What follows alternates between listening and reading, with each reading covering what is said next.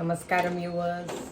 ഇന്ന് ഞാൻ നിങ്ങൾക്കൊരു സ്പെഷ്യൽ വൈറ്റമിൻസ് കൂടുതലുള്ള ചക്കയിലുള്ള ചക്കക്കുരുവിനെ കൊണ്ടുള്ള പൊടിമാസ്.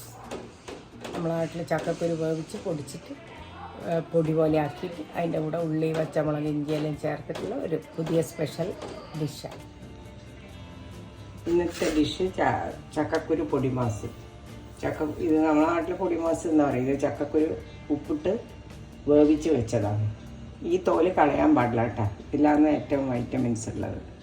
പണ്ടെല്ലാം എല്ലാവരും ഇതെല്ലാം കളഞ്ഞിട്ട് എടുക്കുക, ഗുണം മുഴുവൻ പോകും. പിന്നെ ഇത് 1/2 കിലോ ഉണ്ട്.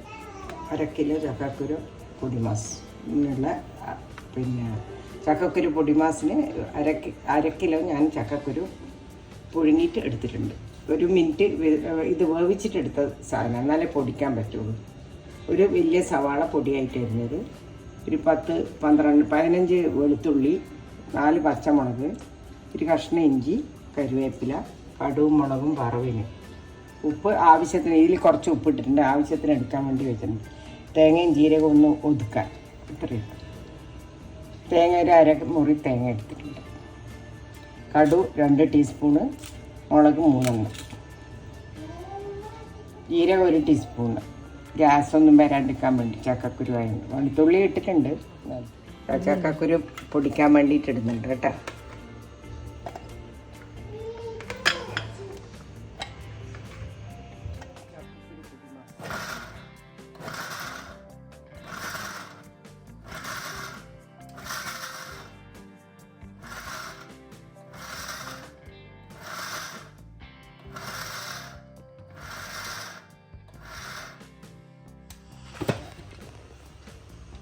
ഇങ്ങനെയാണ് ഉണ്ടാവുക പൊടിച്ച് കഴിഞ്ഞാൽ. കണ്ട,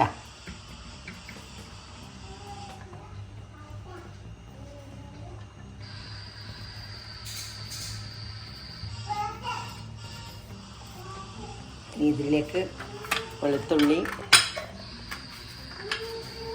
ഇതിനുള്ളിലേക്ക് പച്ചമുളക്, കരുവേപ്പില, ഇഞ്ചിയും കൂടി വേണ്ടതന്നെ. ഞാൻ അറിയാണ്ട് ഇതിൻ്റെ അകത്ത് ഇട്ടുപോയി ഇഞ്ചി, സാരമില്ല.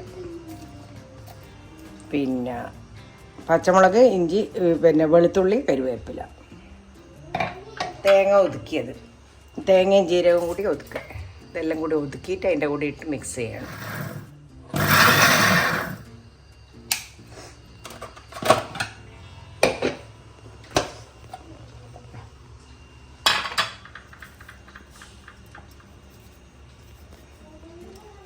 ഉള്ളി മാത്രം ലാസ്റ്റ്. ഉള്ളി കടുക് പൊട്ടിച്ച് കഴിഞ്ഞിട്ട് വാട്ടണം. ഇതിങ്ങനെ മിക്സ് ചെയ്ത് വെക്കും. തേങ്ങ വേണമെങ്കിൽ നിങ്ങൾക്ക് നല്ലോണം എടുക്കാം കേട്ടോ. വെറും തേങ്ങയായിട്ട് ഇടുകയും ചെയ്യാം, തേങ്ങ ഇഷ്ടമുള്ളവർക്ക്. ഇതിനനുസരിച്ചിട്ടുള്ളത് ഞാൻ എടുത്തിട്ടുണ്ട്.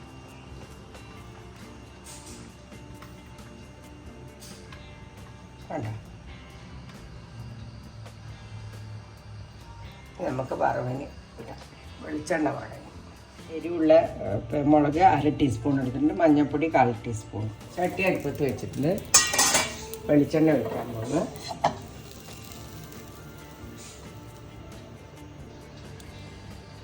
ചക്കക്കുരു വെന്ത സാധനമായതുകൊണ്ട് അധികം വേവാനൊന്നുമില്ല. ഒരു 3 ടേബിൾ സ്പൂൺ ഇട്ടിട്ടുണ്ട് കേട്ടോ വെളിച്ചെണ്ണ.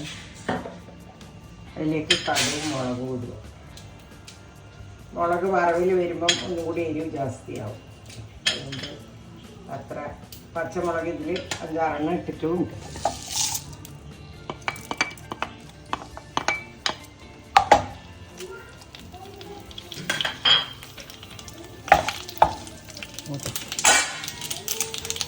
അതിലേക്ക് ഉള്ളി ഇടാൻ പോകുന്നു. അങ്ങനെ ഒരു വലിയ സവാള പൊടിയായിട്ട് വരുന്നു.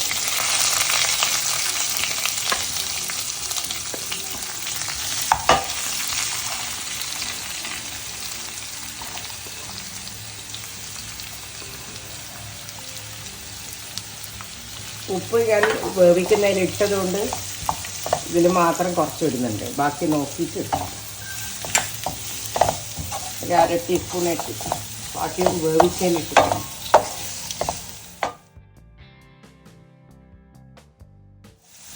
ഉള്ളി വാടിയാൽ നേരെ നമ്മൾ ഈ മുളക് പൊടിയും മഞ്ഞൾപ്പൊടിയും ഇടും. ഇതിൽ വെള്ളമൊന്നും ചേർക്കാനില്ല.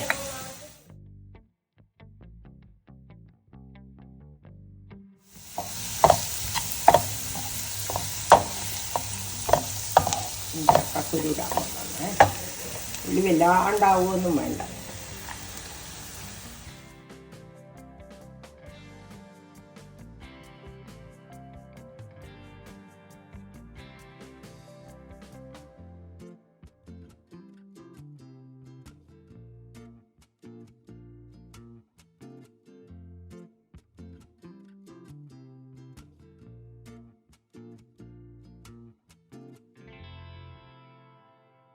ഒന്ന് ചെറിയ തീയിലാക്കിയിട്ട് അടച്ചു വെക്കും.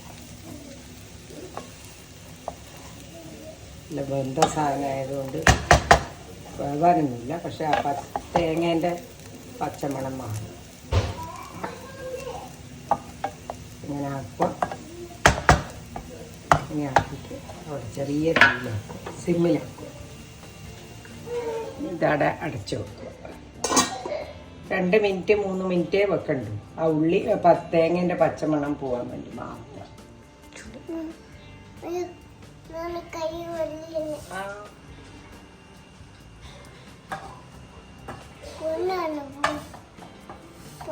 അമ്മ ഉണ്ടാക്കുന്നല്ല. മോന് വേണേ ഇത്? അതൊക്കെ ഞാൻ തുറന്നൊന്ന് ഇളക്കിയിട്ട് അവൻ്റെ മേലാവില്ല. ഇടയ്ക്ക് തുറന്ന് ഒന്ന് ഇളക്കിയിട്ട് കൊടുക്കണം. 1 മിനിറ്റ് പിന്നെയും വെക്കും. ചെറിയ തീയിലായതുകൊണ്ടാണ് അങ്ങനെ. അധികം തീയായാലും കടി കരിഞ്ഞു പോകും. അങ്ങനെ ചക്കക്കുരു പൊടിമാസ് റെഡി ആയിട്ടുണ്ട്. ഇതും ചോറും മാത്രം മതി. ചോറിൻ്റെ കൂടെയാണ് ഇത് ബെസ്റ്റ്. ചപ്പാത്തിൻ്റെ കൂടെയല്ല, ഇത് ചോറിൻ്റെ കൂടെ കഴിക്കാനുള്ളതാണ്. ചപ്പാത്തിക്കൊന്നും ഇത് പറ്റില്ല, ഡ്രൈ ഐറ്റം ആയതുകൊണ്ട്. ചോറിൻ്റെ കൂടെ ഇതിട്ട് കഴിക്കാൻ ഭയങ്കര ടേസ്റ്റ്. അങ്ങനെ നമ്മളെ ചക്കക്കുരു പൊടി മാസ് റെഡിയായി. ഞാനത് ചീനച്ചട്ടിയിൽ നിന്ന് വേറൊരു പാത്രത്തിലേക്കാക്കി. ഇത് നിങ്ങൾ എല്ലാവരും ഉണ്ടാക്കി നോക്കി ലൈക്ക് ചെയ്യണം, ഷെയർ ചെയ്യണം, സബ്സ്ക്രൈബും ചെയ്യണം.